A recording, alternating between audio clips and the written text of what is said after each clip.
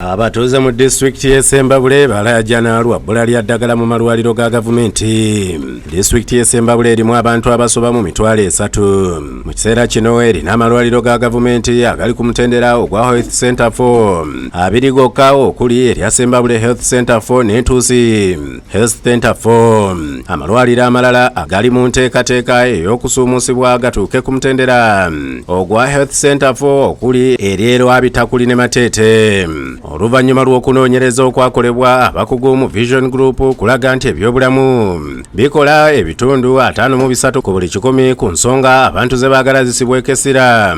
Mu kisanja ekijja era omusasi waffe alondodde ebyobulamu e Ssembabule. Ku ddwaliro lya Ssembabule Health Center 4 omusasi waffe watuukiddeyo ng'abalwadde abeetaaga ebitanda bangi basindikibwa Masaka oluvannyuma lw'ekizimbe ekyalimu ebitanda okuggalwa nga kigenda kukuba abalwadde. Era bagamba nti baze basaba gavumenti eddwaliro lisuumusibwewo okutuuka ku mutendera ogwa hospital kyokka ekizibu ky'ettaka okuzimba eddwaliro lino kikyabagulumbya emitwe. Bano era bategeezezza nti newankubadde minisita w'ebyobulamu ebisookerwako Anifa Kawoya agezezzaako okubasakira amalwaliro bakyalina okusoomoozebwa olw'ebbula ly'eddagala mu malwaliro ago kw'ossa n'omuwendo gw'abasawo bw'ogeraageranya n'abantu abali mu kitundu.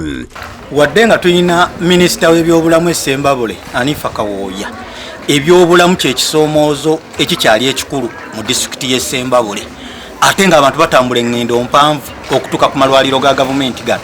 Naye teeberezaamu omuntu avudde e Kanzunzu n'atuuka ku ddwaliro lya gavumenti nga n'eddagala talisanzeeyo, ate ng'alina okuddayo, ate nga talinaamu kasente kamusobozesa kuba ng'asobola okwegulira akadagala.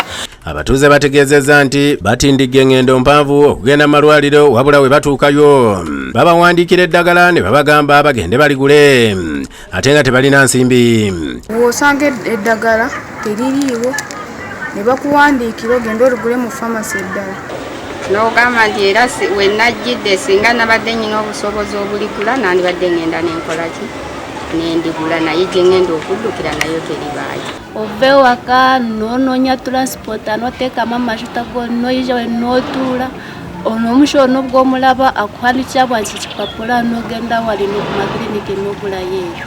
Ate nga ffe tukanya okulaba nti emmotoka ereese eddagala eyingira netwebuuza eddagala liragawa. Gye buvuddeko akulira ebyobulamu mu disitulikiti eno Matovu Charles nga asinziira mu lukiiko olwa disitulikiti oba council meeting yakikkaatiriza ng'eddagala lye bafuna bwe litamala okusinziira ku muwendo gw'abantu. Twesanga nti eddagala libalizze bamwaliwo eddagala ebera mu 2 months nti eddagala balireeta wesanga nga limazeewo omwezi nga gumu litasobola kabalinga myezi 2. Kusanga nga ebiseera ebisinga eddagala teririiwo malwaliro ebintu ebyo. Omubaka wa pulezidenti mu disitulikiti y'e Ssembabule Jane Francis Kagai agambye nti bafuna eddagala okuva mu gavumenti wabula beesanga liweddewo mangu olw'abalwadde abangi abettanira amalwaliro ga gavumenti kuba waliyo abasawo abatendeke. Tetujja kugamba nti mu ddwaliro gavumenti etuwa ddagala, etuwa eddagala lingi era mu malwaliro gaffe Health Center 3 Kyabi, Lwabitakuli amadagala gabeerayo naye ne population nene era egatwala. Agamba nti waliwo endwadde ezitasobola kujjanjabwa mu malwaliro gaabwe ng'abalwadde balina kusindikibwa Masaka.